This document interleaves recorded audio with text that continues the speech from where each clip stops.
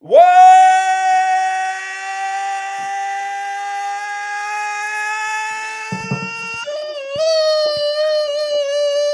to the Two Bucks Sports Show with your host, Drew Gann, a.k.a. Uncle Buck, and of course, Rusty Witten, a.k.a. Rusty Buckets, a.k.a. the Iron Giant. Let's go. What an intro. Welcome to the Two Bucks Sports Show. I'm your co-host, Rusty Buckets. I'm checking in, as always, with Uncle Buck from Northeast Mississippi. But today, we have a special treat in Wayne Hunt, co-host of the Courtside Podcast, coming to us from Sydney, Australia tomorrow as we're recording this. Wayne, man, what's up, brother? I'm good. I'm excited. It's been a while. It's a little weird not being in the comments chatting, but hey, here I am.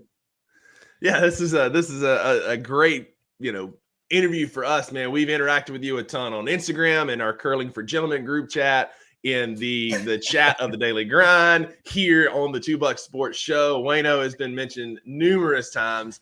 And when I reached out to him this week, I was like, look, man, we need some Grizzly chat. We need to get to know you a little bit better outside of the comments section. So, dude, I appreciate you staying up a little bit later on tomorrow to hang out with us today, man. Appreciate it. Too easy. My pleasure. Happy to be here, boys.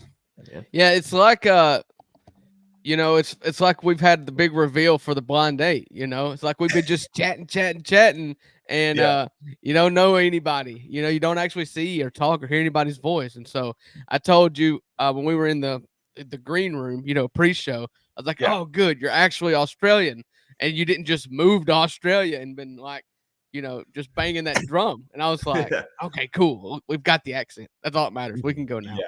I mean, I don't know if you'd even notice if outside of the setting, because the biggest disappointment when I first went to the US, went back in 2009, my girlfriend, now wife, bought me tickets to All-Star Weekend.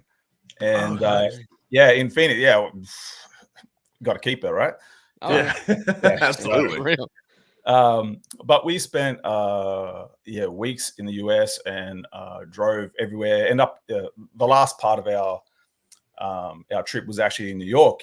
We got to and I go, babe, this sucks. She goes, why? No one, I'm so Americanized, watch so much American television and sports. Mm-hmm. No one even knows I'm Aussie. Not one person has mentioned my accent. This is BS. So I said, from here on out, we got 3 days left. I'm hammering it up with as much ochre as I can. Let's go. That's awesome, man. Mate. That's funny. And you can always just lie. I mean, come on. Right. You're coming to the U.S., just be like, yeah, I'm a Hemsworth family member. It's my cousin. Mom's side, so we got different last names. But yeah, I know Liam. He's cool. Thor. I watched him in diapers. Yeah. I mean, and also Aussies pulling the piss is it's like a term of endearment, really. We take quite pleasure in rousing US citizens, if you will, that we ride kangaroos. Mine's parked out the front, and we have drop bears. Killer koalas. So you got to lean into it a bit, But don't take it personally. I mean, look, I get it. There are too many things in Australia that are angry and trying to kill you that killer koalas is not outside of the equation, for sure. And we more than anybody understand steering into the jokes that are being made about you.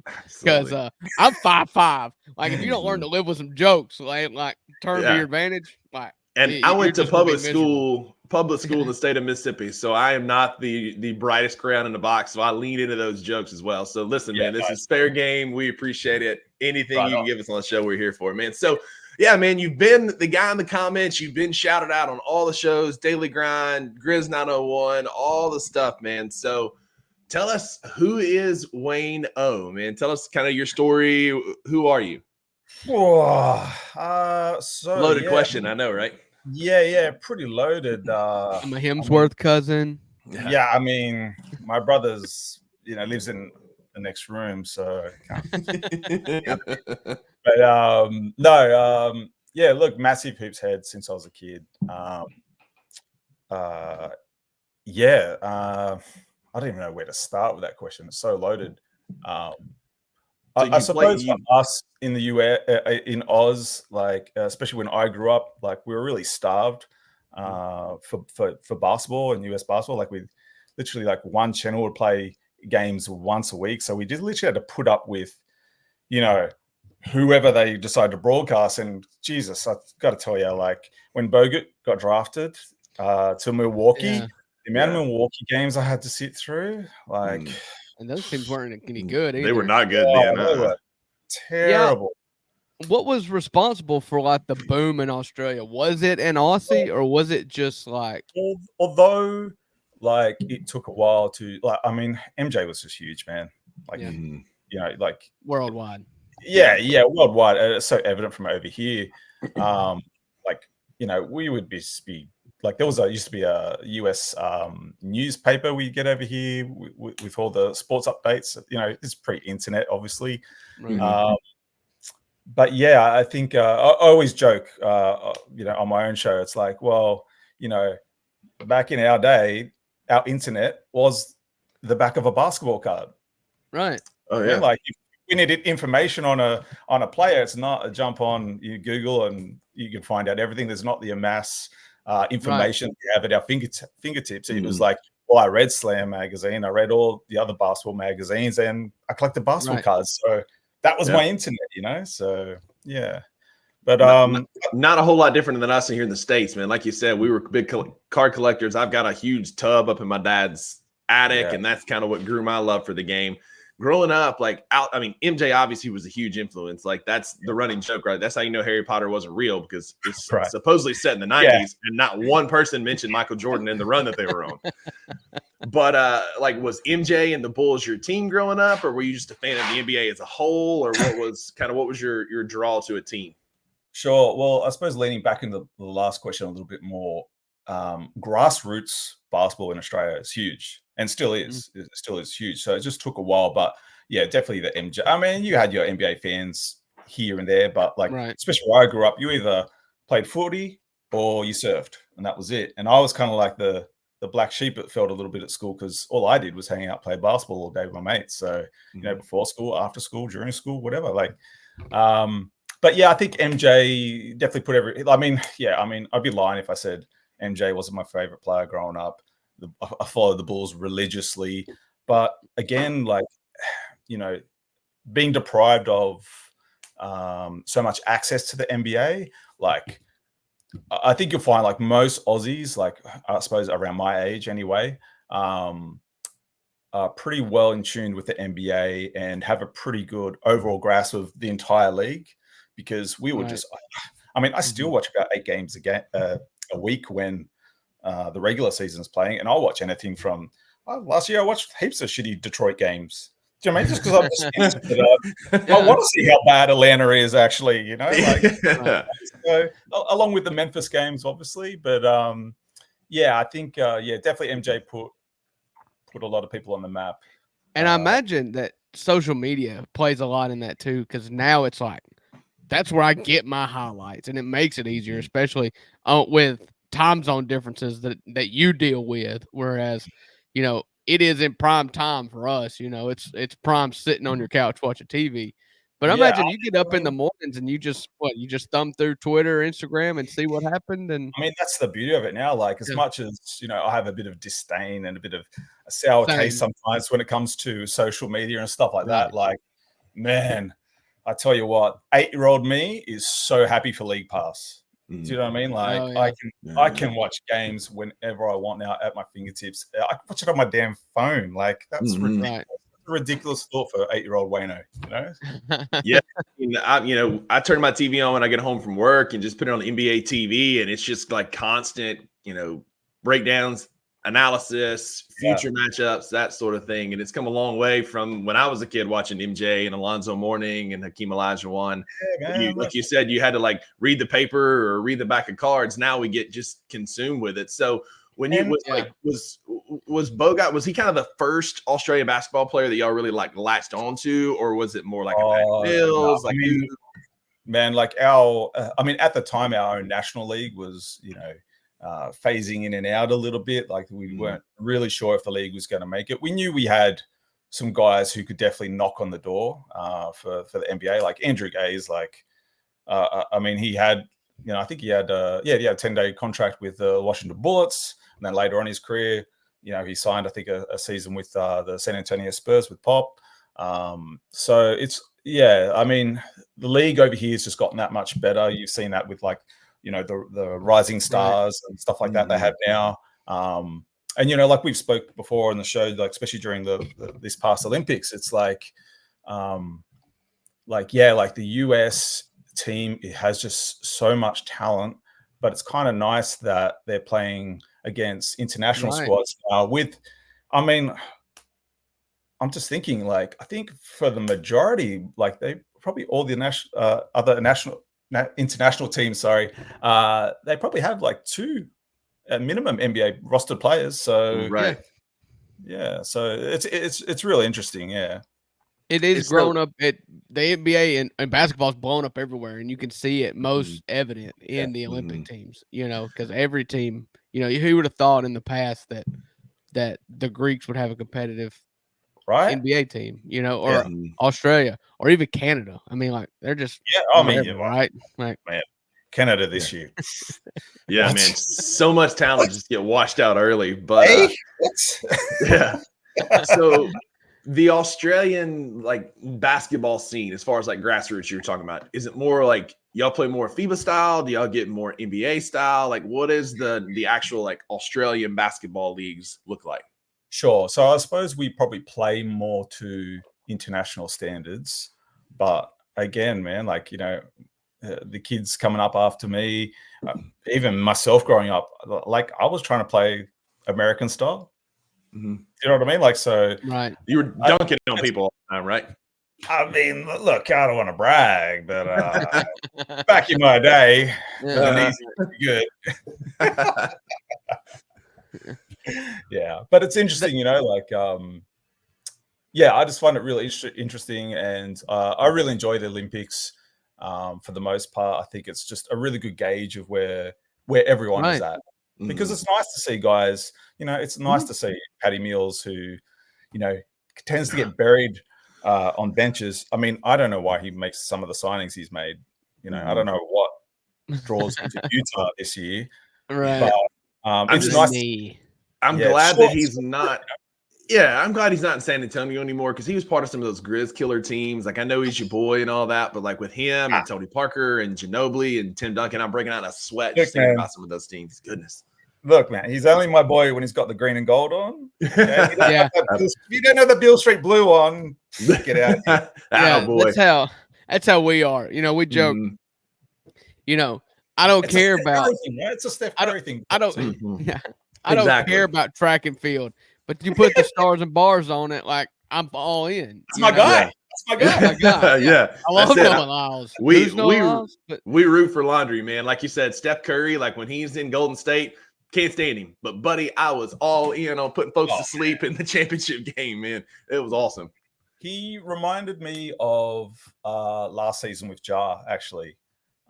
In the when guys are kind of away or maybe not playing at peak level, and like Ja, obviously with the suspension, sucked, and there was a whole lot of and take it for what you will, like throughout the media of what's he going to be like when he gets back, and we're missing 20 plus games here, and what's that mean for the Grizzlies going forward? This is before the entire injury season, but when he came back, I was just kind of like, I shouldn't have doubted the talent. Euphoria. And that's what they're doing again, Wayno. They're doing it again. And it's the same with Steph, during the Olympics. He just went off, and it's just like, there is a difference between an all-star level player and a Hall of Famer. Right. And it's like you can't bet against talent sometimes. Right. Ask Daniel Greer, because I'm pretty sure Steph was in the chat in that Daily Grind episode where he was like, easiest bet of the Olympics, under 12.5 on Steph. And he went for 36, 34, and 40 to finish out the Olympics. I know he was paying attention. Hey, listen, you mentioned Beale Street Blue a few minutes ago. So the question of the hour, we've all been wondering, how'd you become a Memphis fan? We're glad to have you in the fold, but how'd you become a Memphis fan? All right. So here's the story of how Wayno from Sydney, Australia became I didn't grow up in Sydney either. I grew up down the South Coast. So lots of beaches where I grew up. But basically, after the Bulls, I didn't really have a team, and I didn't really, for the longest time, many years, I didn't really follow teams. Like I watched a lot of games, but I more followed players. Right. And I had my eye on some teams, some that I sort of kept on the pocket and just kept up to date with. And so I had my eye back in the day on like a team like the Bobcats. It was like interesting to see what happened with them or what didn't happen with them. Right. And I wasn't a big Vancouver fan, but when the team moved to Memphis, it kind of took, and they drafted this kid, Rudy Gay, who I thought was, man, this small forward, coming out of UConn, was it? UConn? Yeah, UConn. Right. Yeah, like, man, he just had, you talk about like the danger of that word potential, right? Like for me, he was on the higher end of potentials. Like this kid could literally go either way. He could be, a future all-star, or he might never put it together. And so I suppose the story goes, I created my own podcast with some friends. The idea of it just being about, wouldn't it just be refreshing if you could just record those conversations you had in private with your mates?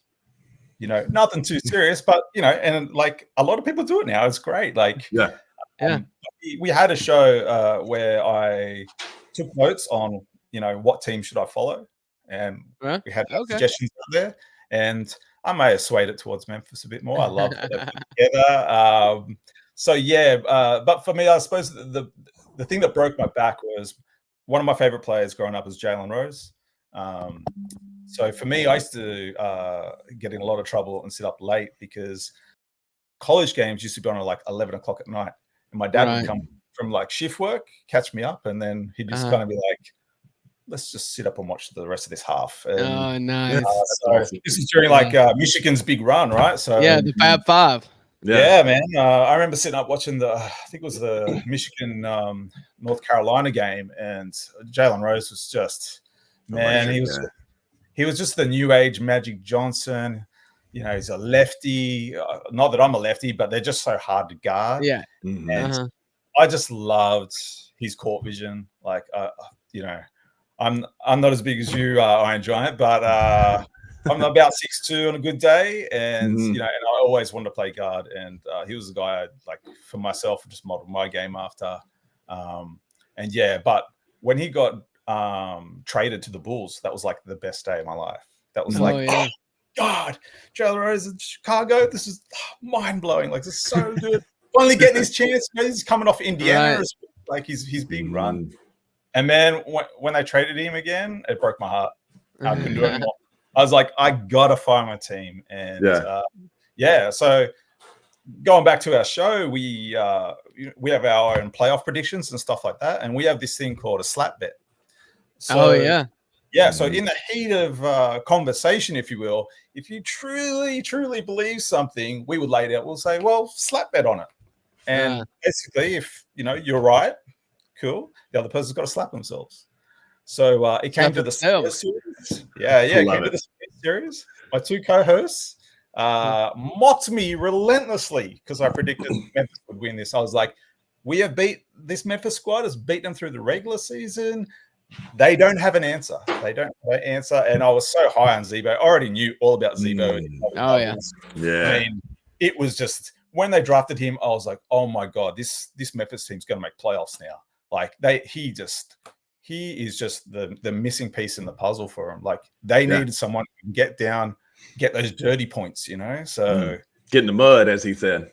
Yeah. And I've been following Memphis ever since, and I love them. And I found you guys last year on Bluff City Media, and the whole crew, Daily Grind, Grizz 901, of course. And I soak it up. Like I said, I'm a basketball nut. I just soak all this stuff up, and I love it. Yeah, that's awesome. Yeah, that's how our podcast started. Yeah, we decided to capture conversations. We thought they were funny. Yeah, I think And so, if you're a genuine hoop head and like you appreciate that. Do you know what I mean? Like right. because sometimes you watch guys like Stephen A. Smith and the ESPN Right. crew and all those guys, and you just go, how much basketball do you guys actually watch? Like, how many games are you actually sitting through a week? Like, right. It's like they're just reading the latest header on the news outlet and commenting on that. It's like, come on. Yeah, they're getting fed stuff. Like, all right, 5-minute opinion, go. Yeah, right. Like, come on, guys. Like, it's clear. Awesome. It's clear, like you said, some of those guys, those talking heads, are getting notes from interns because some of the things they say. We finally got some positivity about Memphis this week, but a true hoops head who knows ball, as the 3-minute on your screen now, we know that Memphis is going to be good this coming year. We got some talent coming back. We're going to be better than the 44 wins. And it just goes back. We've always been slept on, back even in the Zebo days and the core 4 years and everything. I don't know about you guys, but I just find it mind-boggling. Like that, all these talking heads out there, like you said, right? It's like they forgot last season we were so injury-ridden. And it's like, right. What, like 2 seasons row, second seed in the West. I mean, arguably we've had, Jenkins is pretty damn close to Coach of the Year in one of those seasons as well. Should have been. Should have been. Absolutely robbed, right? Especially in the guy who won it the first season. The guy who won it had just got fired after 1 season for Detroit. So I don't know what else he had to do. Like, he had injuries those seasons and still managed to finish the team where he finished them. So, but yeah, like I totally lost my train of thought. There you go.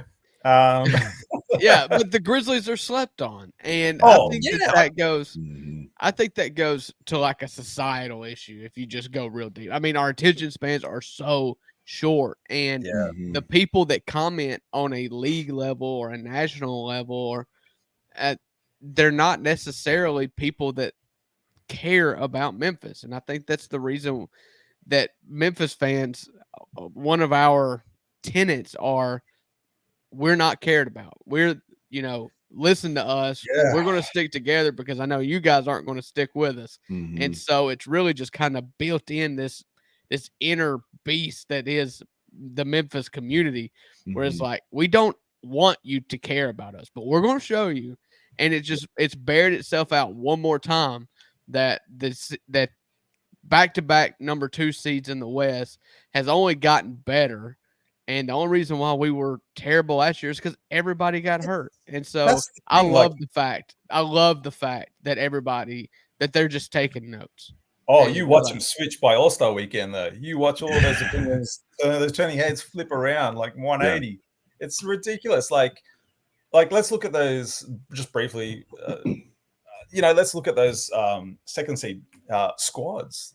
Like, we've upgraded our team. That's it, man. That's it. We're so much more talented. Don't have any Dillon Brooks nonsense either. Come playoff time, no one's going to be poking the bear. No.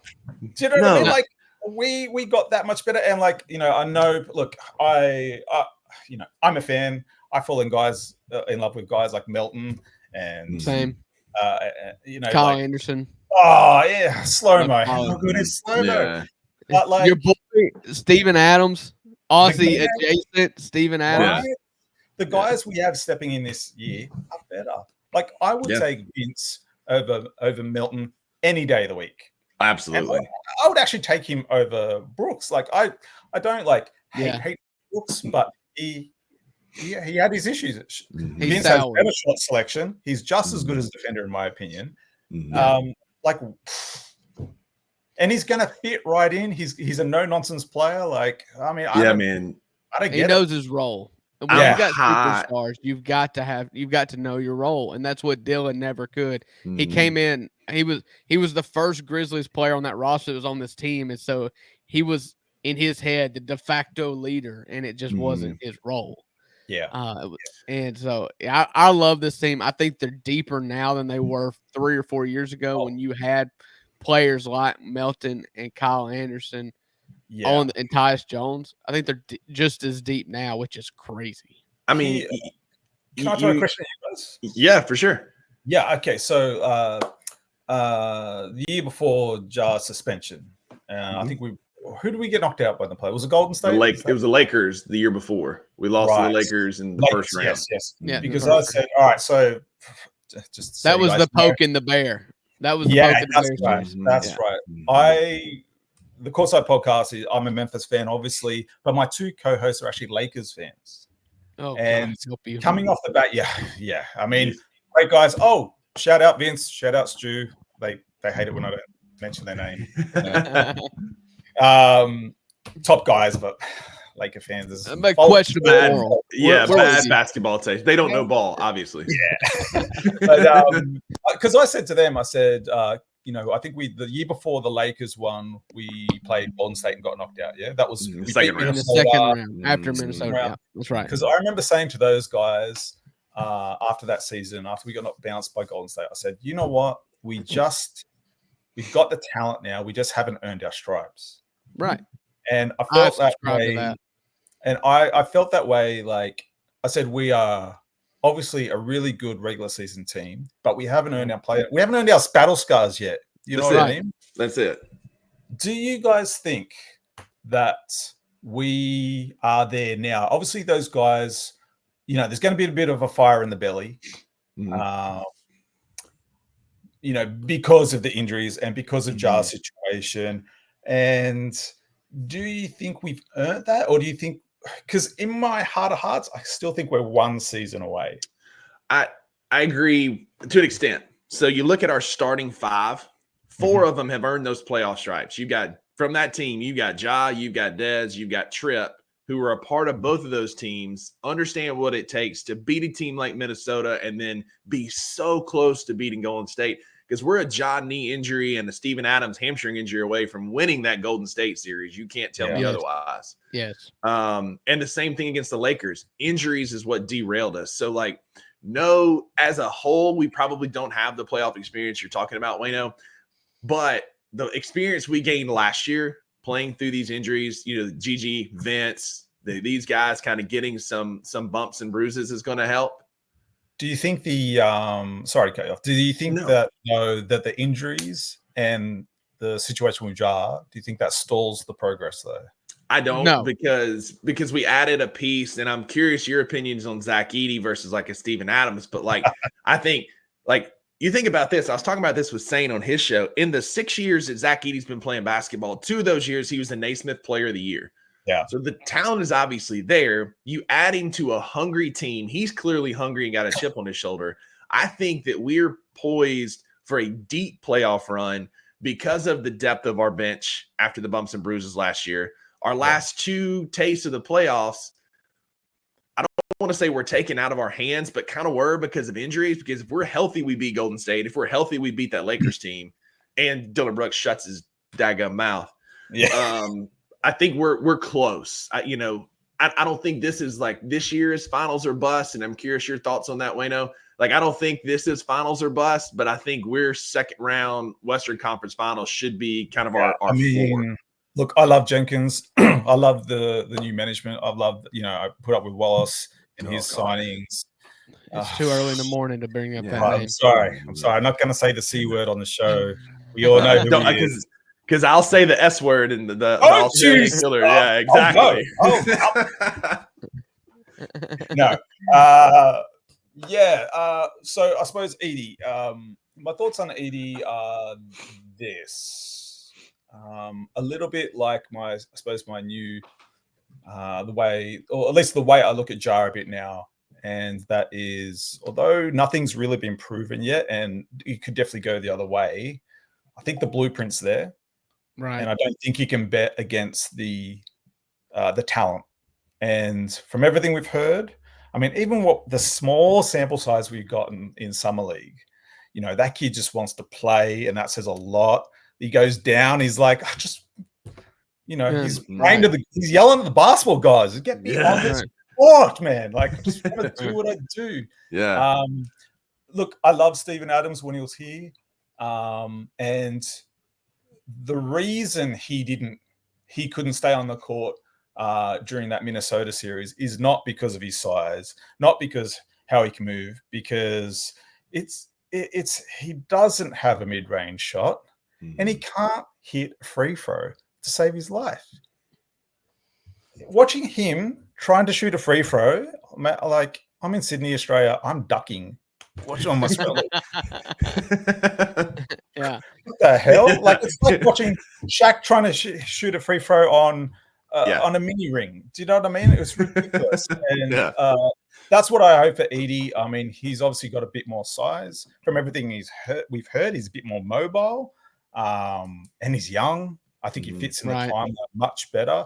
I think, from everything that you mentioned about like his college resume, I think that there is definitely a blueprint there for success. And, the interviews I've seen of him, on Grind City Media and stuff like that, I just think he has a real, he's a baller. He wants to play, and he's got that fire.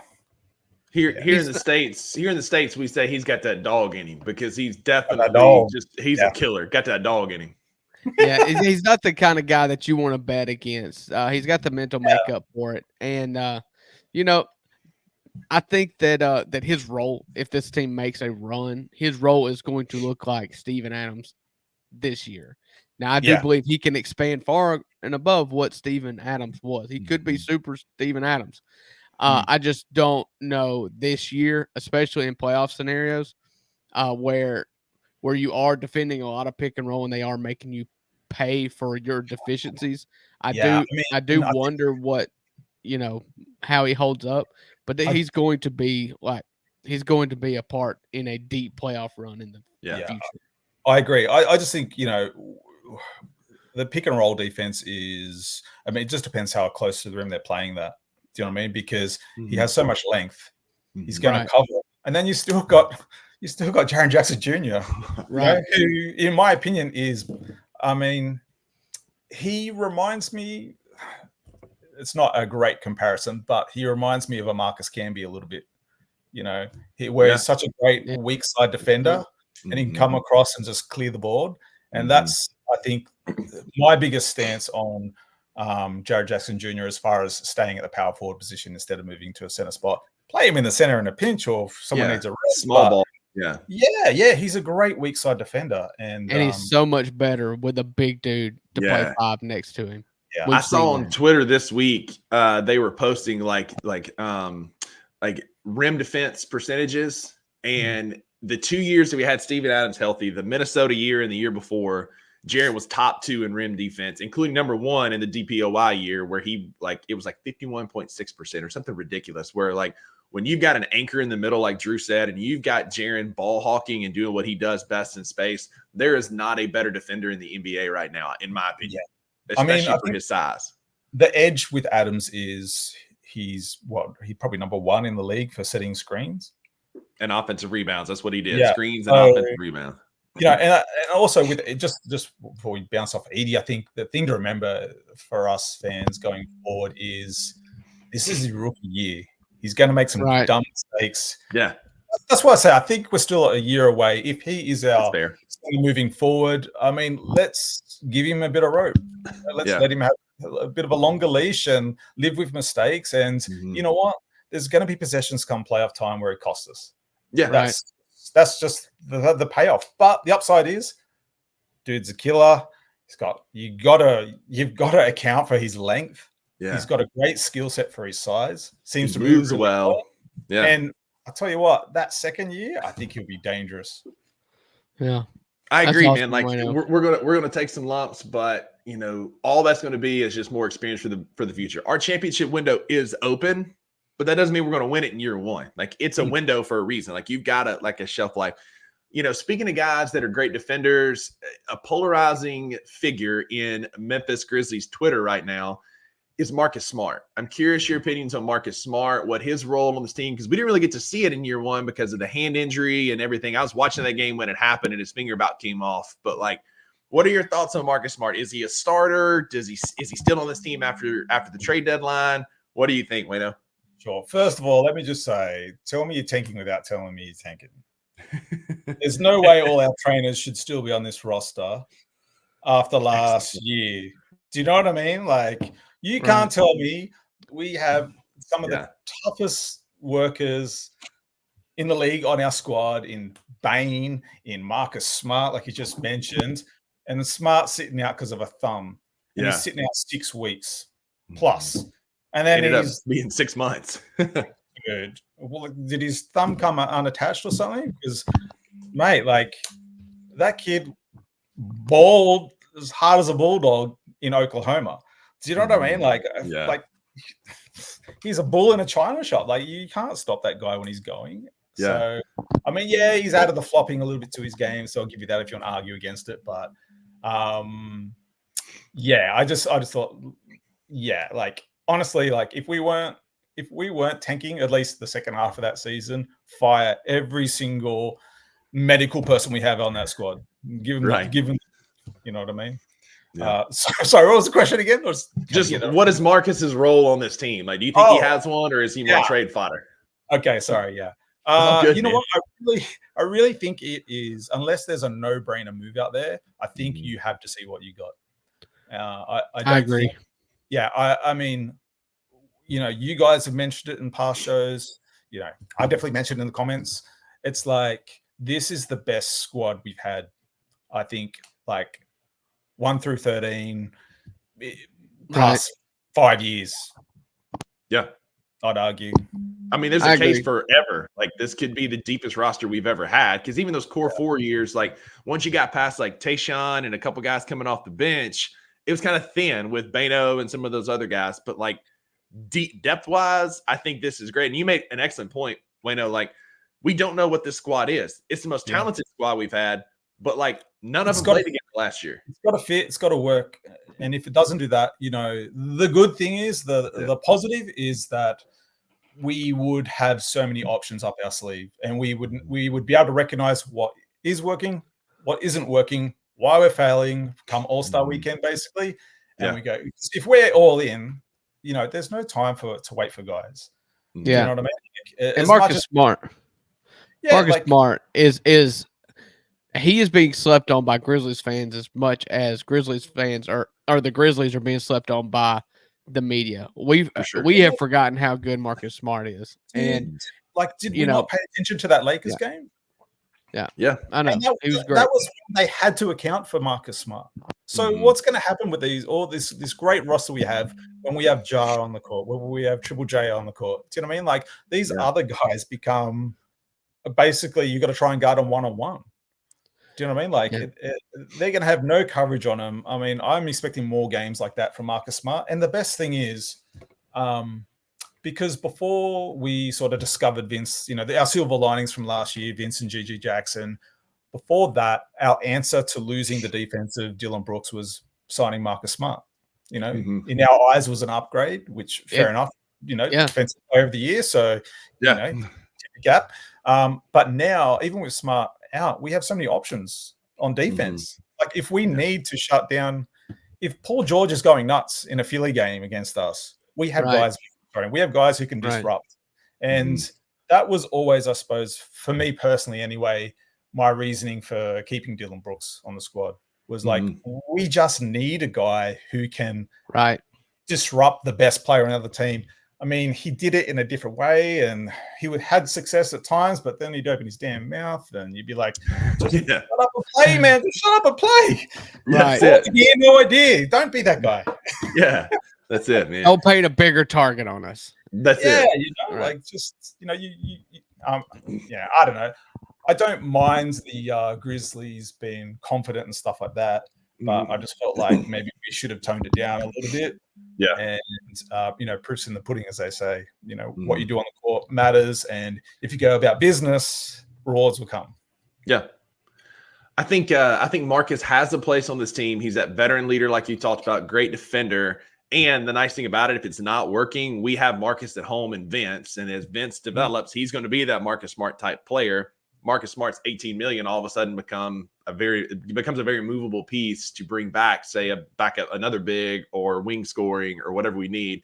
Like you said, Wayno, come All-Star weekend. So listen, man, this has been an absolute blast. This will not be the last time you're on the show. That is for sure, man. I love talking hoops with you and hanging out. Anytime, man.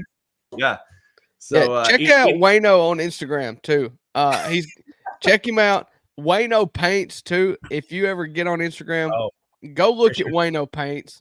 I mean, he's more than just a basketball talking head. All right. Thank you. Appreciate that. Yeah, man. Again, buddy, we appreciate you staying up late for us tomorrow. Anything happen? Is there anything that's happened in the future that we should be aware of? Anything that's happened? You're ahead of us. Like, is there any news, breaking news, anything we should know?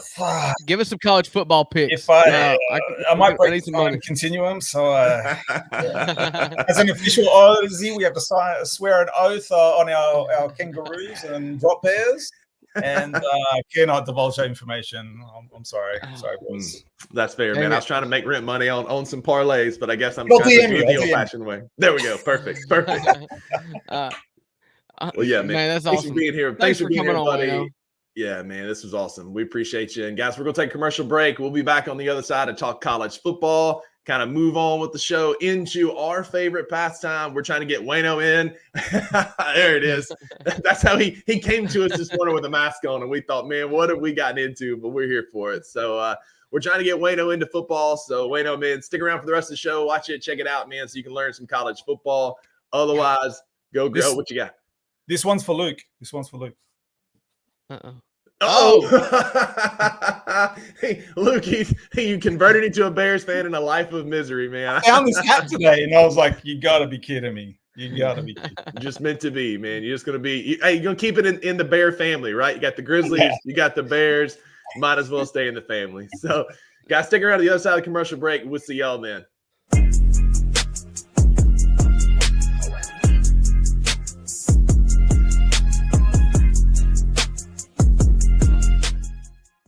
I think Jabari Smith Jr. and I don't want this to be true, but I almost feel maybe Tobias Harris, yo.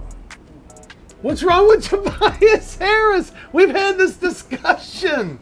All the guy does is give you a double-double, 20 and 10. Bro. That's it. That's it. Every night. Who? Tobias Harris. Stop that. Tobias Harris gives you a double-double 8 times a year. Stop that. What? He gives you this times a year.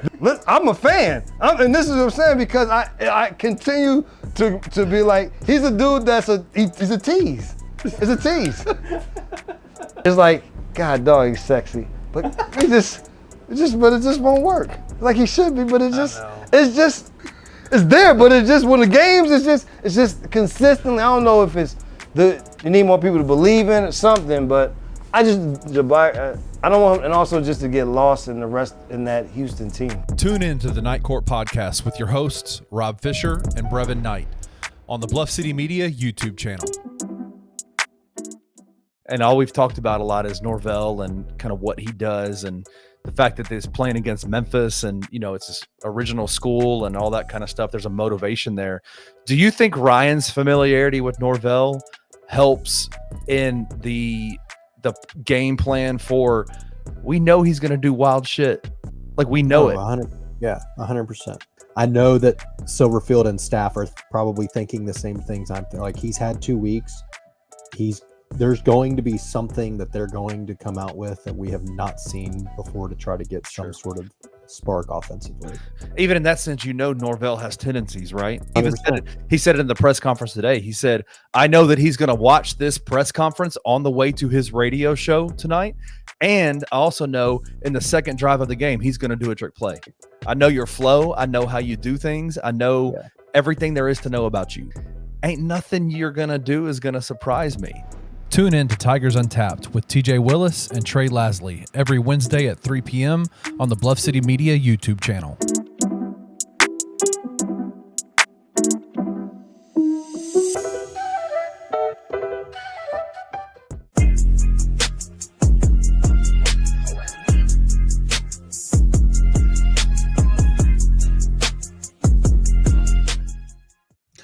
Welcome back to the $2 Sports Show. Thank you for hanging with us, Wayno. What an awesome interview, Drew. It was nice to get a perspective from across the pond, add a face to a name, and bring on local Bluff City media celebrity Wayno to the show, man. How about it? I tell you what, it's not every day you actually meet somebody from the comment section. You would think that would be a bad thing. Like it's never flattering to meet somebody from the comment section. But I have to say, the conversation with Wayno was just dazzling. It was awesome, man. Not many people can get me out of bed that early on a Saturday morning, but Wayno did. Conversation was sparkling. Cannot wait to have that dude back, man. His insight was great. Awesome to hear some perspectives from across the pond, and we'll definitely have him back come basketball season. Yeah, it was great. It was a lot of fun.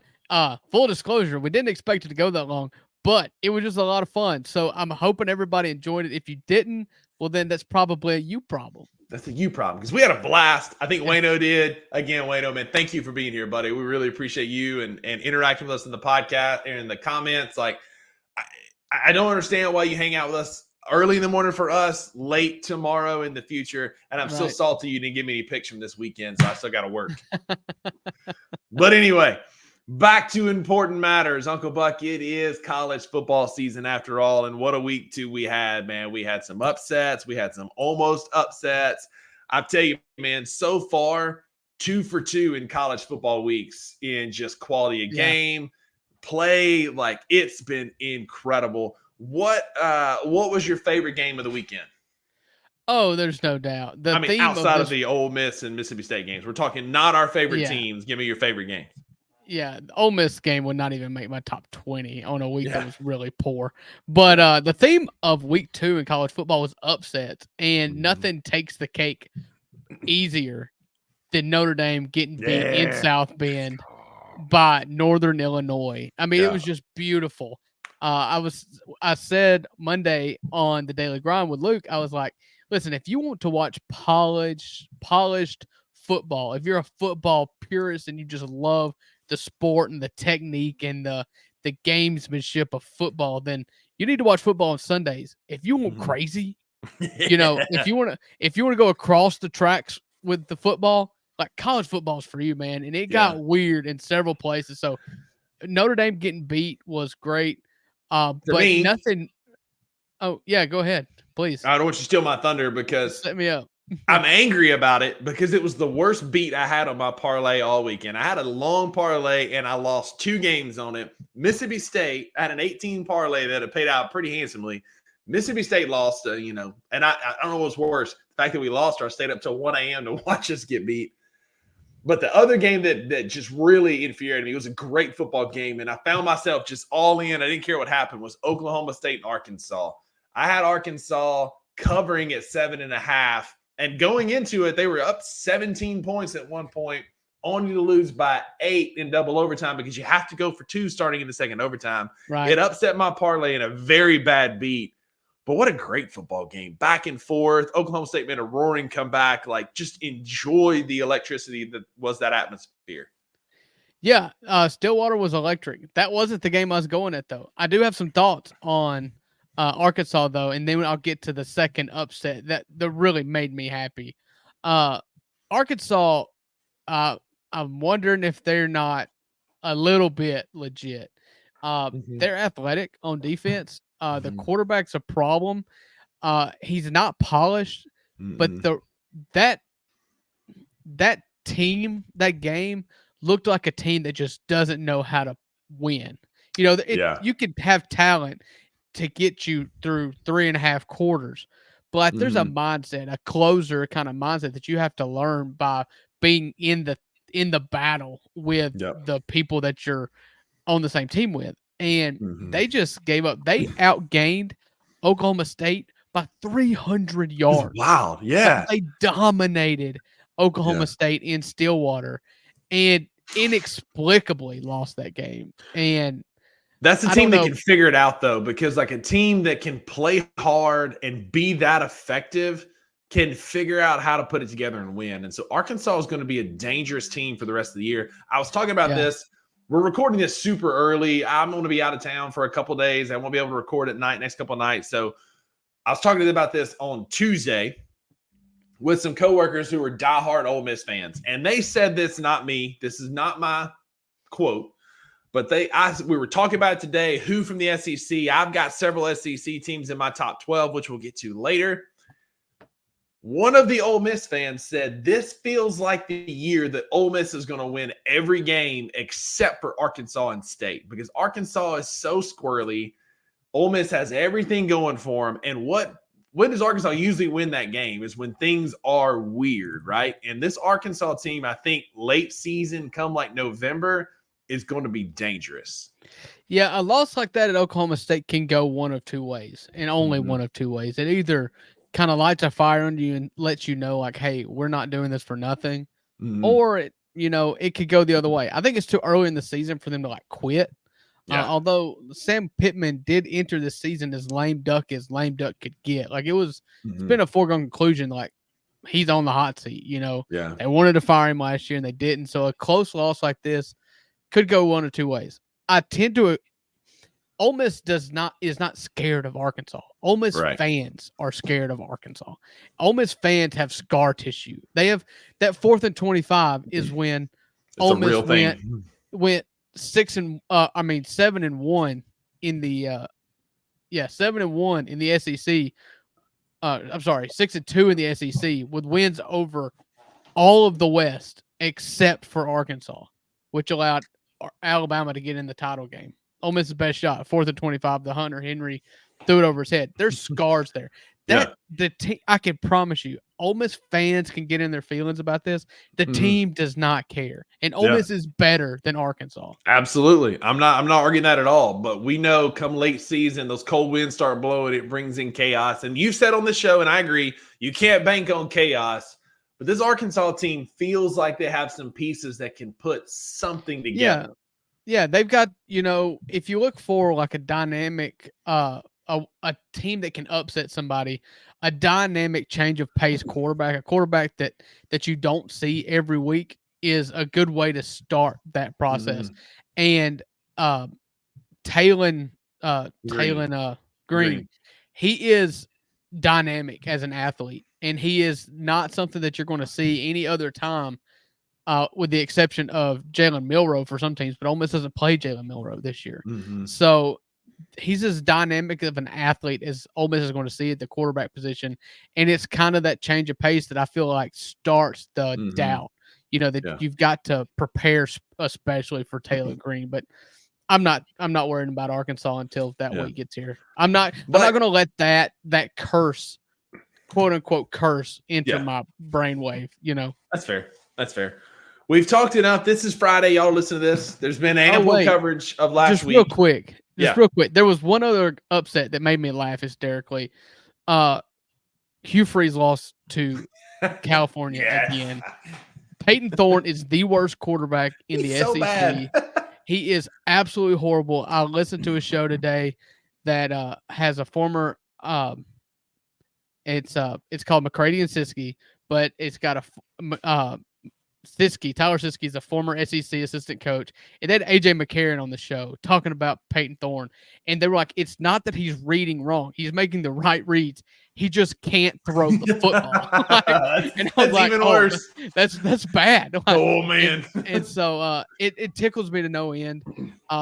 And only to make things worse, New Mexico goes to Auburn to play this after they got beat. And they played Vanderbilt with Diego Pavia, who beat them last year for New Mexico. For it, man. Yeah. So I'm here for the crash and burn.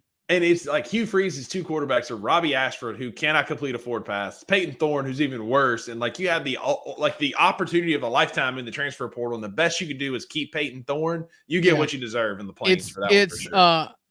It's so they've had a really awesome high school recruiting class this year, and he's hoping to skate by on that.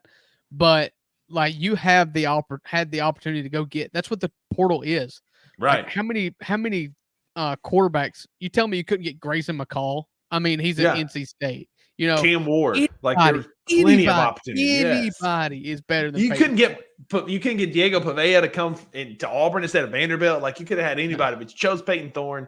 That tells me it's much like the Trae Young hype, right? Like, hey, Trae Young's on the trading blocks, and then nothing comes of it. It's like Auburn's like, hey, we need a quarterback, and if they stay with the same one, that tells me nobody wanted to come to Auburn. So.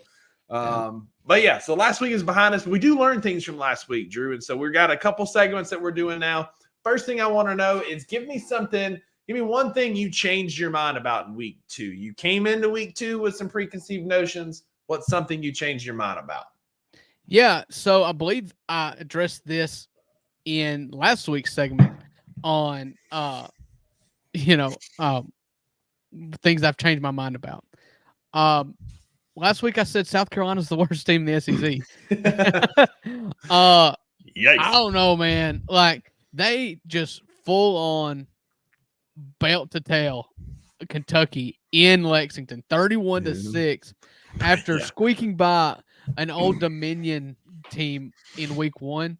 I was really ready to just say, I'm done with you. Shane Beamer is so corny. He's very Dabo now. Like the longer he's there, the less I find him like quirky and cool and more just like corny. I was ready real quick to put South Carolina below Vanderbilt. And now, I mean, maybe it's Kentucky. I mean, Kentucky went, their starting quarterback completed 3 passes in that game. Yeah, 3. that's like a Caleb Williams type line, right? You win a game and you got Right. you play terribly, but like they didn't win. I mean, Vandergrift came from Georgia. Right. And so, I don't know what the deal is. I feel like if you're Mark Stoops, you're looking at yourself like, what happened here? Because Foreshadowing. Yeah, because it was like he was going to Texas A&M. It was done, and then everybody freaked out once the news leaked. And instead of Texas A&M just sticking to their guns, they listened to public outrage, and then just went and hired, their cousin. Like Texans do. Yeah. And so Texas is the he's worst. looking at this, and he's just like, I don't know about this anymore, because typically they're good in the trenches, but like, listen. South Carolina whooped them, and they whooped them at home. Like, it's bad. Yeah. And as an Ole Miss fan, I'm looking at this, and I'm like, well, whereas I was hoping that I would get some competitive football before LSU, like, nah, it's not going to be Kentucky. It ain't going to be Kentucky. For me, my one thing I changed my mind about is the team, and that's Oregon. I'm getting a little worried. We've had 2 back-to-back. It's a returning head coach. It's a returning system. I know it's a new quarterback. Dylan Gabriel played great. He finished 18 for 21 with like 230 yards, which for a college quarterback is a good line. They rushed the ball well. They can't stop anybody. They gave up $1 million to Idaho last week. They snuck by Boise State. Now, Boise State, in my opinion, is probably the second best group of 5 team behind Memphis. They're a good football team. But Boise State went to Eugene and lost 37-34. And that game was in jeopardy until the last minute. Oregon's going to have to show me something in order to prove. I haven't taken them out of my top 12. Spoiler alert. I still think they're a good team, but my meter's going from green to yellow on them. I'm a little bit concerned, no pun intended, going from green to yellow. I'm a little concerned about Oregon after watching them for the last 2 weeks. I'm just going to hold my tongue.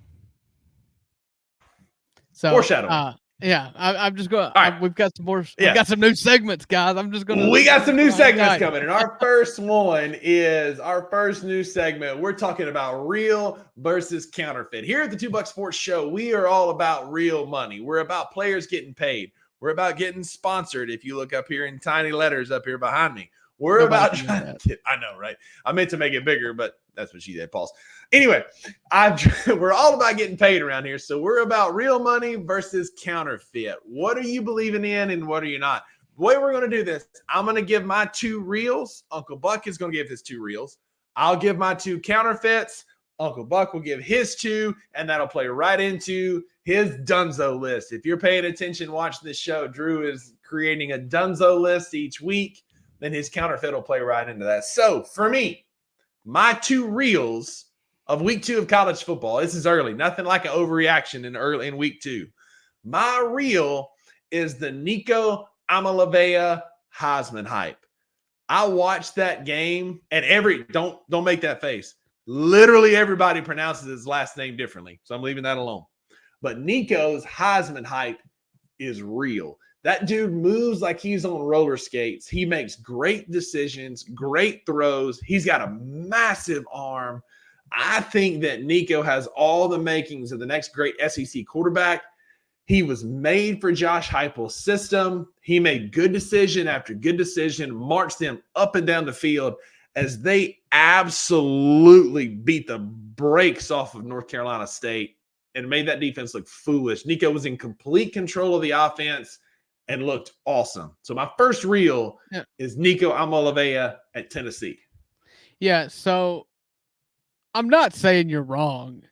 I would have picked this week to go out on the limb because he was pretty good this week. But I mean, he went 16 of 23. It's a pretty good completion percentage. 211, 2 touchdowns, 2 picks with a QBR of 77. That's above average. But if you watch the game, game, he looked so good on film. Yeah, their defense impressed me. Their front and the running game, and that Dylan Sampson kid can freaking run the football, man. But my second reel, life comes at you fast. Life can hit you in the face. And college football is a lot harder when you don't have the other team's signals. So for the back half of my reel, Texas is real, and it's real hard to compete when you're not stealing signals and Connor Stallion's in on your sideline. I think Michigan's downfall is real. They're going to have a long year. They played a really good Texas team who's going to just like road great most teams they played. But that game was not from the opening kickoff. Yes, Texas didn't score till their third drive, but they were just mauling them. And I think it was the fourth drive where they scored. They ran like 11 plays. 10 of them were rushing plays. They absolutely ran it down Michigan's throat. Michigan didn't have a prayer in this world. So college football is real hard when you don't have the other team's signals. Yeah. Listen, you stole my Texas one. Just completely thieved it. We don't talk about. We try to surprise each other, and so I do think Texas is real. I'll just add to your point, but I do think Texas is real. That is one of the best wins to go into the Big House, and not to just win, but as a 7.5 point favorite on the road in the Big House to go and win by what was it, 19, 31-12. It was. And it wasn't that close. It was just a clinic, and it wasn't as close as 19. They dominated, and the old adage is true. This is real. If you have 2 quarterbacks, you don't have one, and Michigan does not have one. They're trying to play Alex Orji. They started the other guy. Neither of Davis them can Warren. get improved. Yeah, they're just Donovan Edwards. Donovan Edwards has not been the running back we thought. Again, it's hard when you don't have the other team's signals. I mean, they didn't play good. They were not competitive for 98% of that game. Texas's offensive line is legit. Those boys can flat out play. And for as good as Michigan's defensive line was last year with that Graham kid and all of the talent that they had up front, it's worse this year because they just got absolutely like schoolyard bullied, take your lunch money on a prime time slot. First game of the day, got embarrassed on national TV at home. So that's my 2 reels. Hit me with your 2 reels. We got Texas as one of them. What's the other one? Yeah, Texas one of them. Listen, that running back from Boise, oh yeah, he's amazing. So and I'm good. just blanking on his name. If you stick with this show very long, you realize I am absolutely garbage at remembering names. Drew can't remember him. I can't pronounce him. Yeah. We make the best team. It is It's really Ashton Genty, Jeanty. Yeah. He is amazing. He is like the perfect early season out of nowhere Heisman candidate because he will fall off. But in the first 2 weeks, it's hard to see what is real and what is counterfeit. That's what makes this segment so much fun because you really got to convince each other because we don't really know yet. But he's the perfect dark horse Heisman to come out because he went to Eugene, had a huge game. In week 1, he had a huge game. In what was a pretty close game, honestly, with Idaho. And so I really love Genty there. Here's your stats. Through 2 games, he's got 45 carries for 459 yards, averaging 10.2 yards per carry, 9 touchdowns. 9 touchdowns in 2 games. You know what's crazy about that? Like truly, absolutely crazy. He's got 415 yards in 2 games. You know what's wild? Is that running back for Arizona State had 300 in one game Saturday night. It's coming at some point. Yeah, Saturday night, Sunday morning. I knew that was coming. And Gatabo he shares something in common with me and Rusty. He's white. And he runs for 300 yards. All I'm going to say about that is you and I, we're smart, but we get in a coaching room and these college coaches, these SEC coaches would coach circles around us. But you and I know that if this cat is rushing for 7 yards a carry, you need to put a 4th down lineman down. You can't stop a running back like that with 3 down linemen. Anyway, I digress. My favorite thing that I saw about him was that they were calling him White Isaiah Pacheco because that dude runs hard. He does. And like, Scatterbo. Yeah. And our DC decided in the 4th quarter, he's rushed for 200 yards even going into the 4th quarter. He's like, oh, I'm going to put a 4th down lineman down. He rushes for 32 yards in the 4th quarter. Like, wow. Still impressive. Still impressive. It's a 120-yard pace. But. Yeah, but like you've given up 200, you put 4 in and you slow him down. Like, what a shocker. Anyway. Yeah. My 2 counterfeits. 33 carries for 262. And no touchdowns.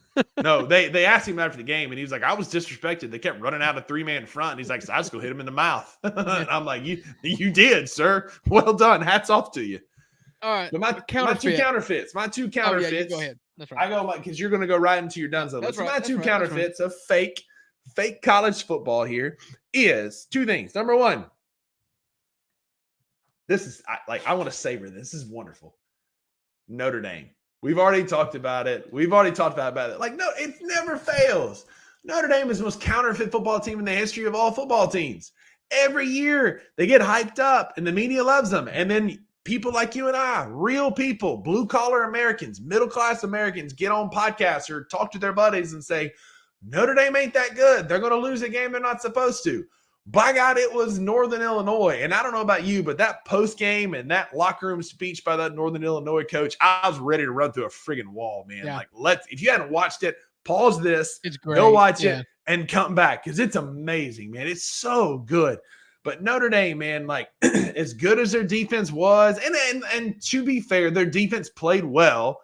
They just got outplayed by Northern Illinois. Riley Leonard looked bad. The Notre Dame fighting out, like their offense looked bad at home.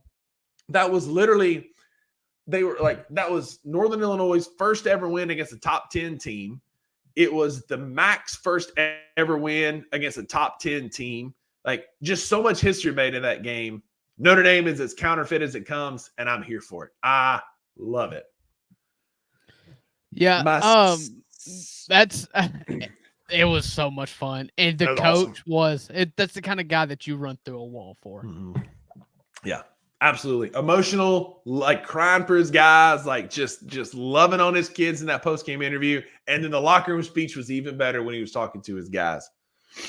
My second counterfeit. The theme of the $2 Sports Show last fall was Fade Rusty. My second counterfeit is Drew's college football prediction. Because I'm telling you, buddy, anytime you put a team in there, this is my team, my Cinderella team, this is Notre Dame or Virginia Tech or whoever, the next week they get absolutely embarrassed. So I can't wait to see who your teams are this week. And then we're going to pick out together who is the team that's going to lose next week when they shouldn't. And that's the first 2 weeks of the season. It is real versus counterfeit, and nobody knows. Absolutely. I stand beside the logic. I still stand beside the logic of Virginia Tech. We see that the ACC sucks. I picked one. I picked the wrong one, but I took a shot. Okay. Yeah. Notre Dame's schedule is soft, and nobody. If you polled 1 million people on the face of the earth, 1 million people would have said Notre Dame would have won that game. I mean, I was not wrong. Notre Dame is counterfeit. Yeah, they are hardcore, but so is your playoff prediction. I mean, maybe if I'm the one that is actually responsible for this, your team's in big trouble. I'm gonna start laying the wood. I'm gonna pick Mississippi State for everything. Listen, we don't need the help. We're bad enough on defense that we don't need your help. Thanks. Yeah. Okay, so my turn for counterfeit. My counterfeit and my Dunzo list. This is kind of following a theme here. There's been some things that's irked me, but no one have brought me as much pleasure as Hugh Freeze. And Hugh Freeze is, as a person, counterfeit. He is a snake oil salesman. It is what you thought he was when he was at Ole Miss. And it just turned out to be true. My biggest pet peeve with Hugh Freeze is that the biggest gripe I have is that he was fired for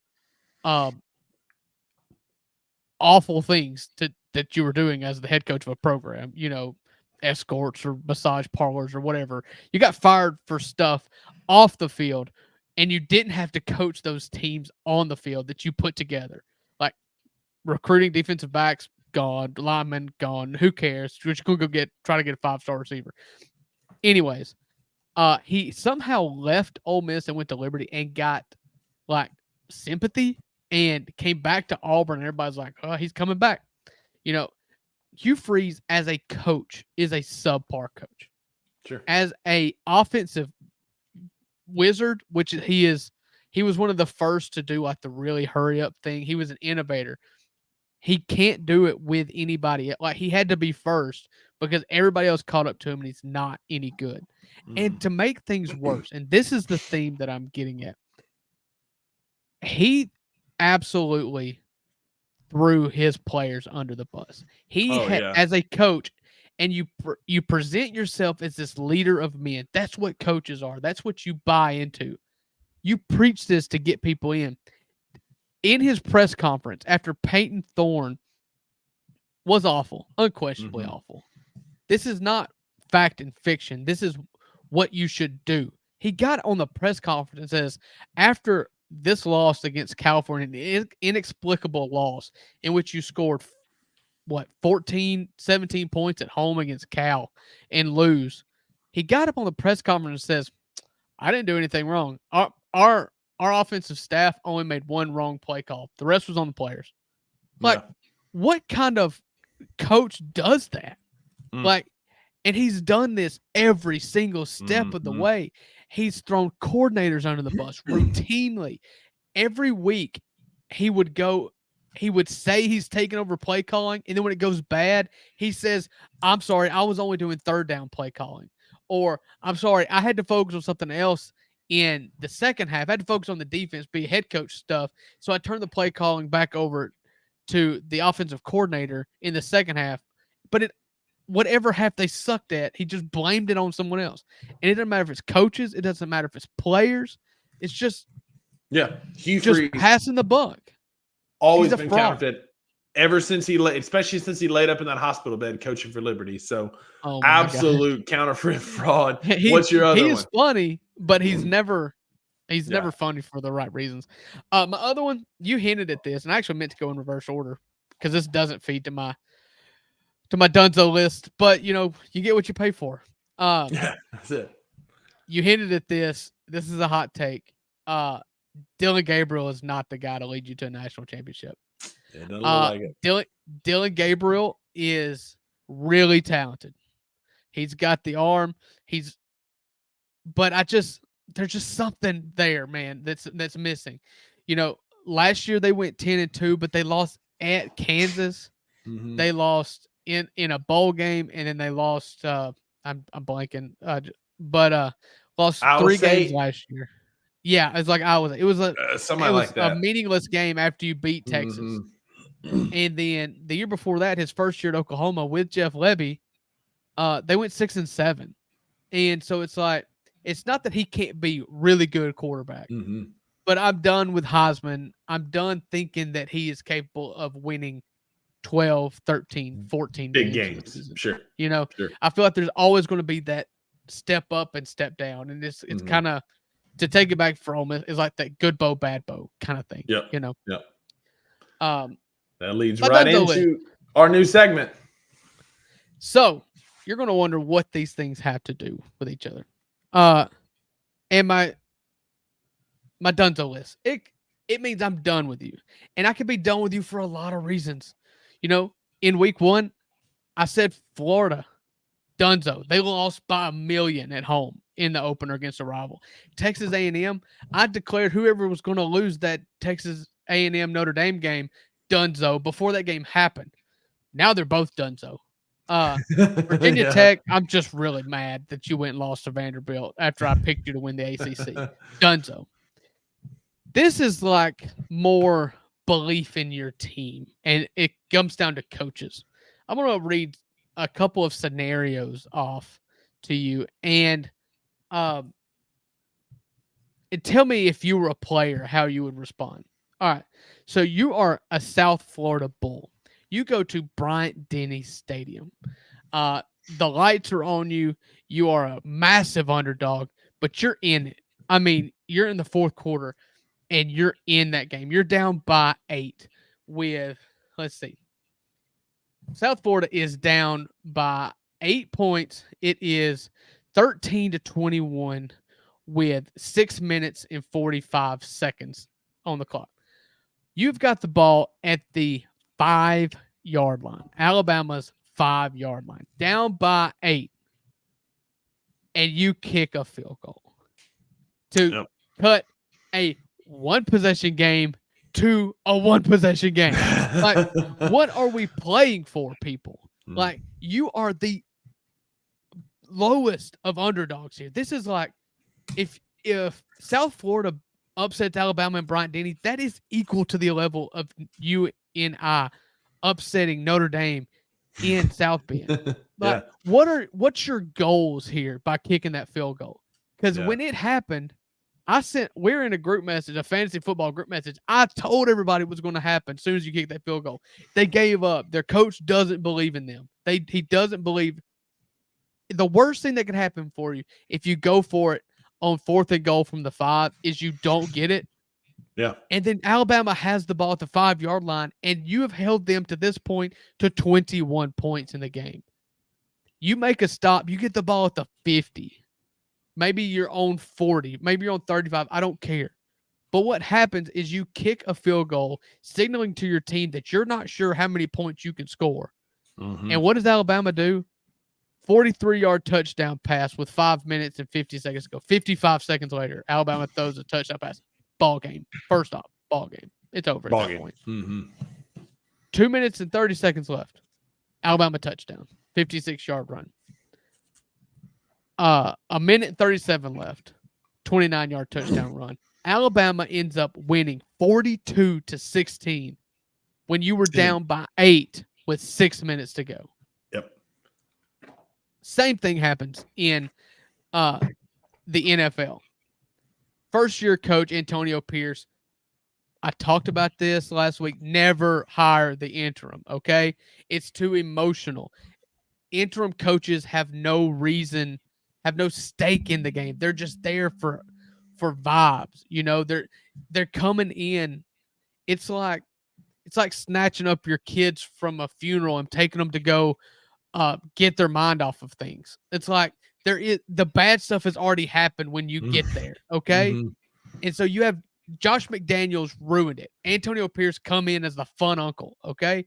And he rallied the team, and they believed in him, and then they hired him.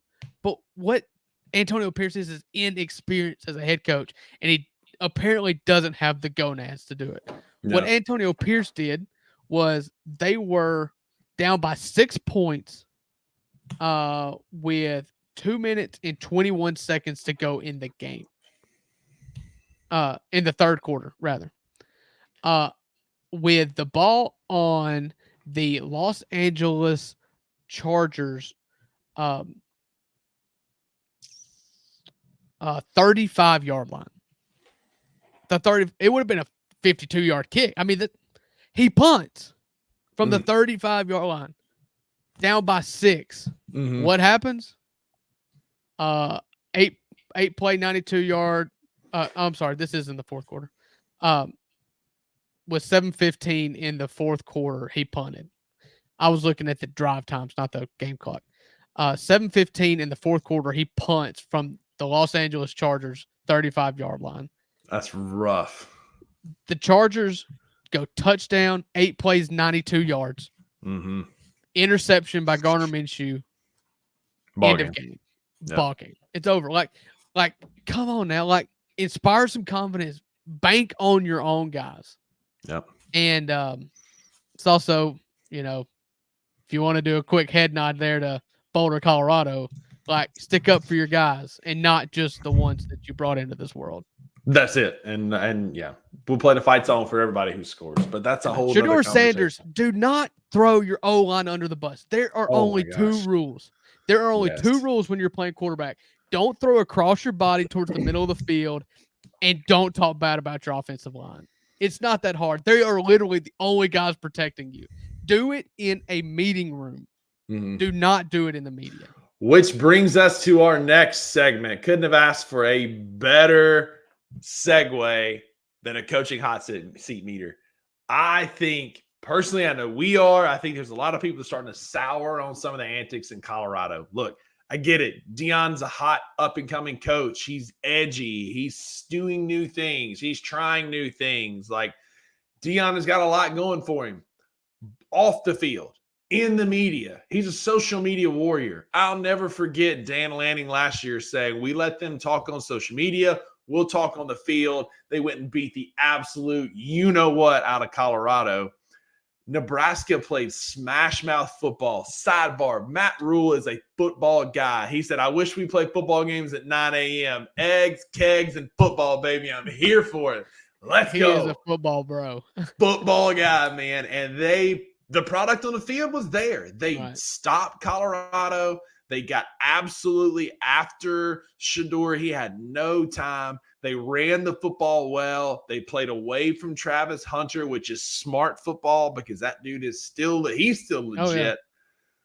I think, again, Deion ain't getting fired. He's going to stay in Boulder as long as he wants to stay in Boulder, which to me, it's until his kids graduate. And then I'm not real sure what his future looks like after that. But I think his seat is a little bit warmer because, again, for all the antics off the field, the product on the field sucks. That offensive line sucks. That defense sucks. Outside of Travis Hunter, product ain't been real good. Yeah, I don't know how hot his seat is. I think he's sitting pretty comfortable. I do think that though his job's not in jeopardy. But I do think that he's at the point now to where I love a showboat. I love Deion. Like I love anybody that plays with swagger, somebody that runs their mouth, showboats, and backs it up. And then if they don't, take your medicine. That's my thing with Deion. Is like he and his son especially, like they just don't take their medicine when they get beat. They just got worked, and they got worked bad, and they got worked in the trenches. And maybe it's not all on Shedeur. I think Shedeur is a perfectly fine quarterback, and I think he's got NFL prospects in the future. This is not anti-Shedeur, the quarterback. It is just I don't know, man. He's like kind you of just got to take care of your locker room. You've got to take care of your own. He's kind of a turd. He's kind of a turd, being like you don't. You gotta stick up for your own line because next week they'll just Olay block and let you get your clock cleaned a couple times. You can't have preferential treatment where your daddy has your rap song played or your song played over the loudspeaker instead of the fight song. Like there's a lot of weird things happening here. Like I said, I don't think Deion's supposed to get fired. I just think some of the national opinion on him is going to start turning a little bit because yes, they love to run their mouth. I'm here for it. I love to talk smack, talk crazy when I'm playing sports. I'm here for it. But if I don't back it up, I took my lumps with Luke on the Daily Grind show this week with the Titans getting beat. Like I took my lumps. Like you talk crazy, but you take your lumps. That's not happening in Colorado. There's not a lot of accountability there, and that's going to start souring on a lot of people. Yeah, I wonder if it's just different if Shedeur is not his quarterback. Like, what does it look like when Shedeur goes pro? Like, does it change his whole mindset on how? Because he is. And if I was a coach and my son was a star quarterback, I'm not going to sit here and tell you guys that I would not protect him at all costs in the media. I would be totally banging that drum at all times. Yeah. But I know that like that may not be received well. Yeah. Like I get it. And so I don't know what Prime should do. Like I'm not over here saying he should stop as a dad. Right. Like never, ever stop banging the drum for your son. You do have other responsibilities here as a football coach of a Power 5 program that have a lot of players there that could have went anywhere. Yeah. And you've got problems in the trenches. And for the record, Shedeur's O-line is horrible. Awful. He's right. Awful. I just think you don't handle it that way. you can't. I don't like the. Maybe it's old fashioned of me. I don't know. But like you don't see, to take this to Memphis. Like you don't see like John Morant going and like, well, you know what?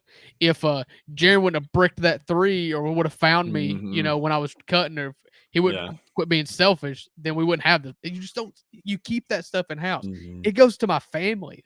Like if me and my wife get in a fight, my rules are we don't do it in public and we try not to do it in front of the kids. Like we take care of this in the room, okay? Keep and we'll some come things out in-house. unified, Yeah. All right. You got a different coach, or is yours Dion too? No.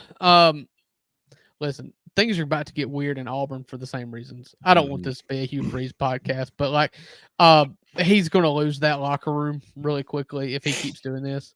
And the Auburn media is going to turn on him very, very fast. They are one of the most ruthless bunches of people in the world if you don't play their game. And if you lose the media, then you're going to lose public opinion. Yeah, and I don't know that it should be that way, but yeah, I think Hugh's on the hot seat. The only thing that may save him is this recruiting class, and you hope that they don't start decommitting once they go to the pits, like I think they will. Yep. All right. I know we're getting long-winded. Thanks for hanging with us. This is still a short episode in the history of the 2 Buck Sports Show. Hang with us a little bit longer. We're going to pick against the spread. We had a lot of participation. Appreciate y'all voting in our polls. A lot of y'all were smarter than one of us. Our update for our picks in our week 2, our first picks of the year. I went 2-4. Uncle Buck went 5-1. The only one he got wrong, we both got wrong, was Kentucky. I got Tennessee and Texas, and I missed on all the other ones, including the Ravens beating the Chiefs. Uncle Buck, never bet against Mahomes. Well, never. Learn your lesson. Yep. All right, so we got 5 this week. I'm going to post them to our Instagram. Please let us know what your thoughts are, who you think is going to win. First one, we're going to move through these pretty quick. LSU is a 7-point road favorite at Columbia. Game days there. I think it's going to be hype. South Carolina's been very hot and cold. Brian Kelly has been abusing folding tables at media days.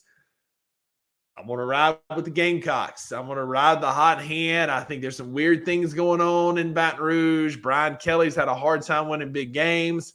I fully expect them to come out and beat the brakes off of South Carolina, but what the heck? Give me the Gamecocks. Yeah, I do think that LSU is just better. The talent's better. The quarterback is better, although Nussmeier has just been fine. The Sellers kid for South Carolina is very dynamic. He's a very good athlete. He's just not very accomplished at the forward pass yet. And if he was, they don't really have anybody to throw to. Yeah, that's it. One thing I've seen clearly now, and maybe this is how my opinion has changed, the best football player in the country may be that true freshman defensive end from South Carolina.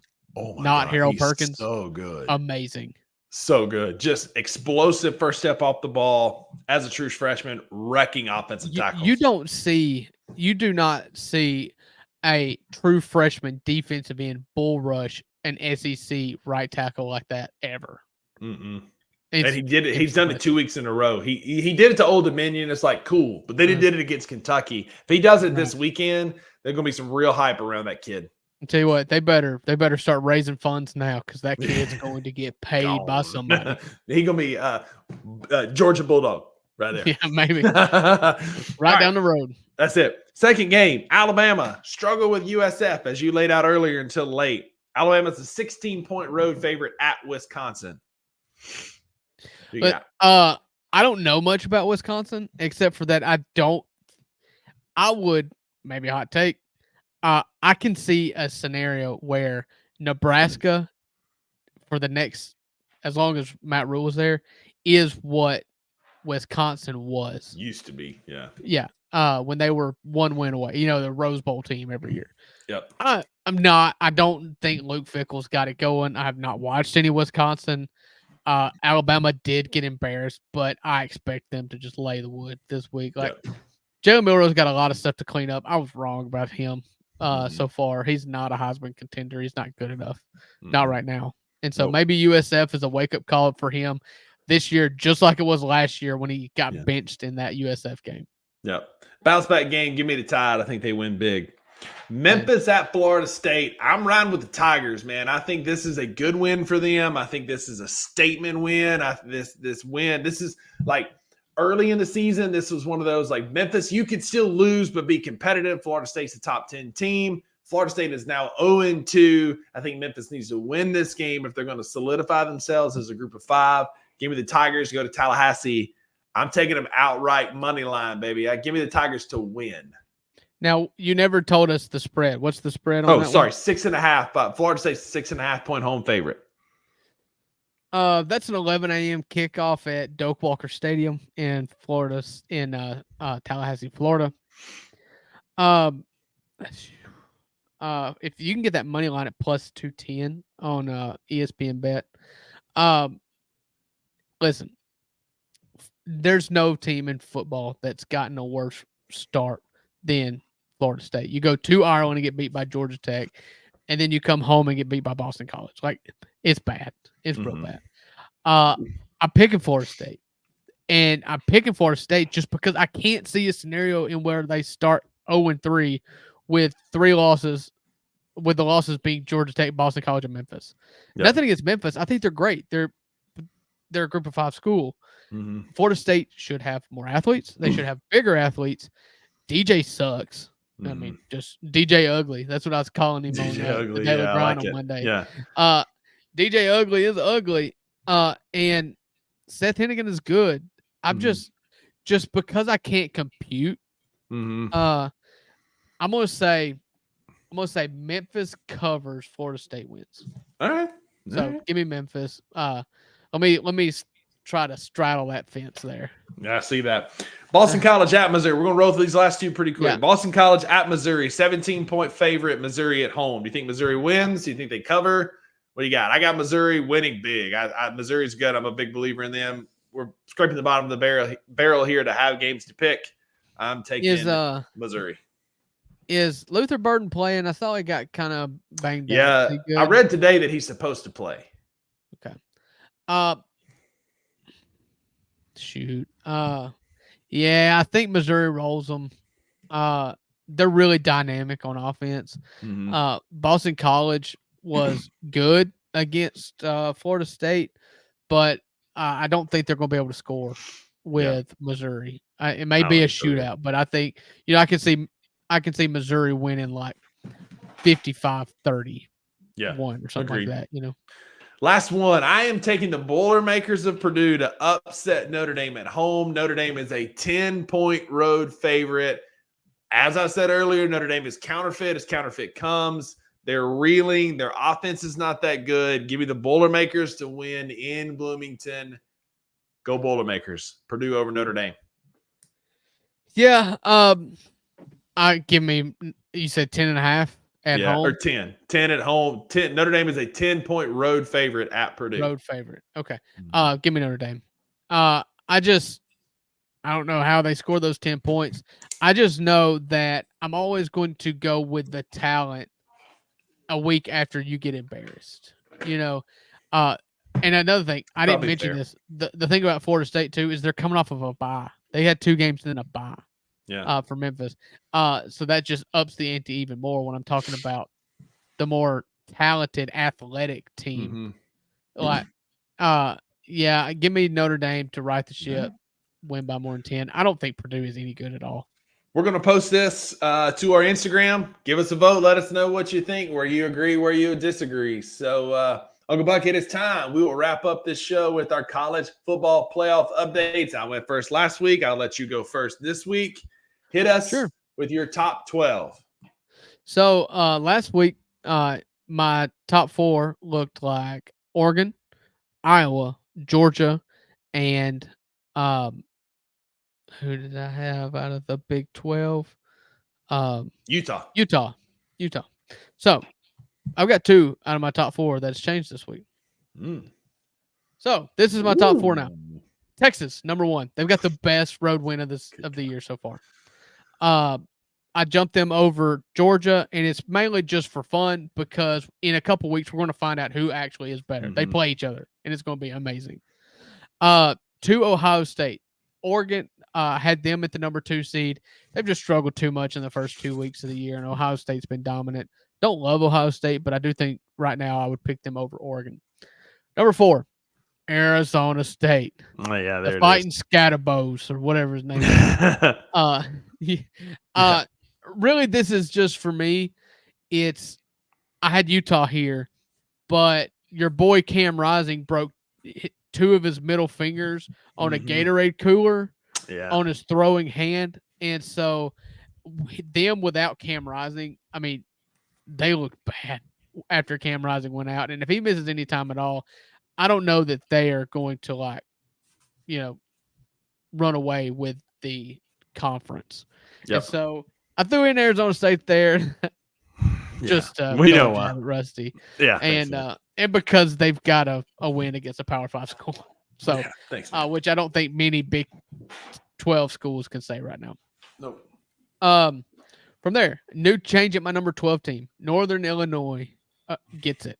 They have an amazing win on the road against Notre Dame. We've talked about it ad nauseum. 11 USC. It's just their schedule. I think their schedule sucks, and it got even suckier after you saw Notre Dame get beat by Northern Illinois. 10 Oregon. I dropped them from 2 to 10. I'm just not convinced on Dylan Gabriel. We've talked about it. 9 Penn State. They look good. I won't be convinced they're great until I see it. Alabama. Jalen Milroe's starting to scare me a little bit. He's very much he just wants to throw it deep, man. He's not like any sort of game. Like, he doesn't have a game management gene in him. Like, it's just not Anthony Richardson. Yeah, I think that's fair. He just needs to make one read and take off running. Quit with the whole just chucking it.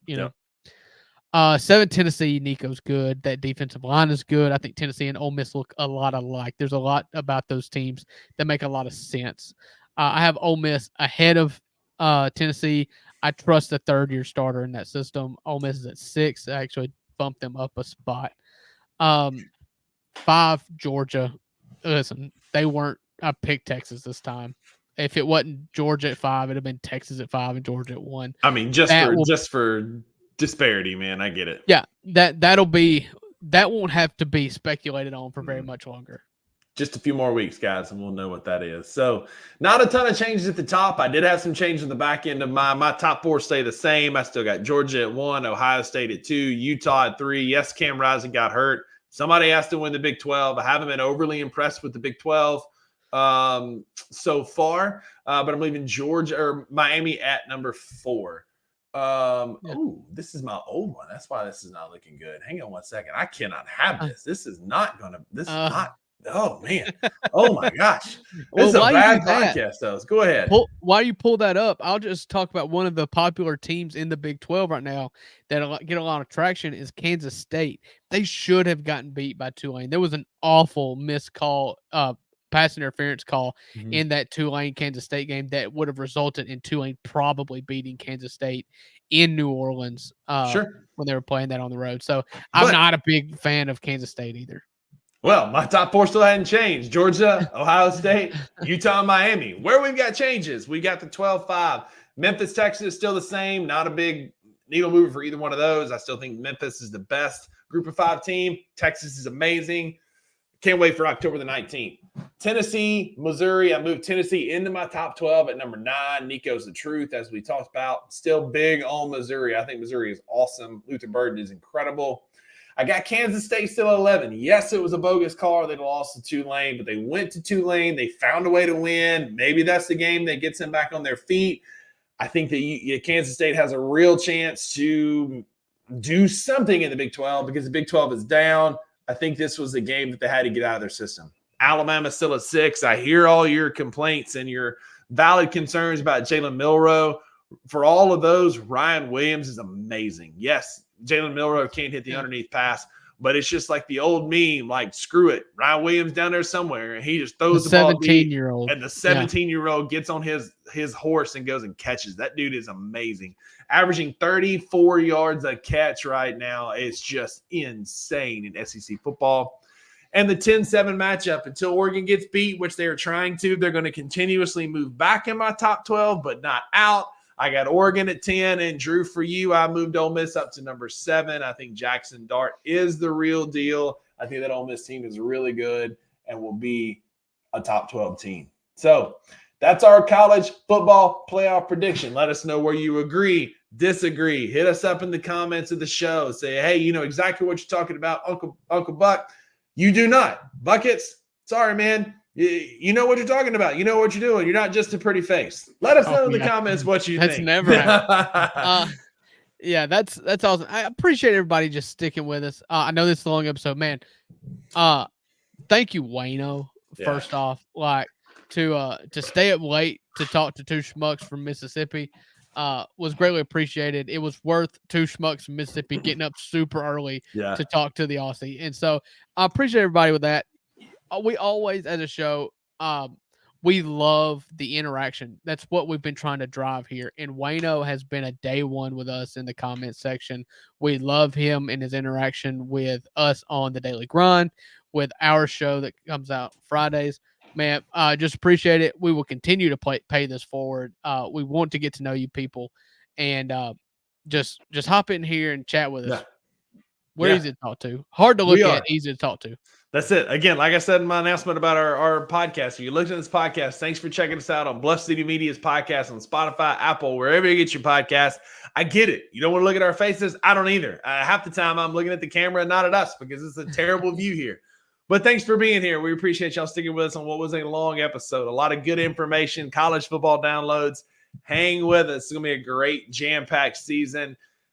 Don't listen to us when it comes to making picks. Fade Rusty, Uncle Buck's the kiss of death in the college football playoff prediction. But hey, if you make your bets based on us, that's your fault because there's no refunds for what you hear on the 2 Buck Sports Show. Because with the 2 Buck Sports Show, you always get what you pay for.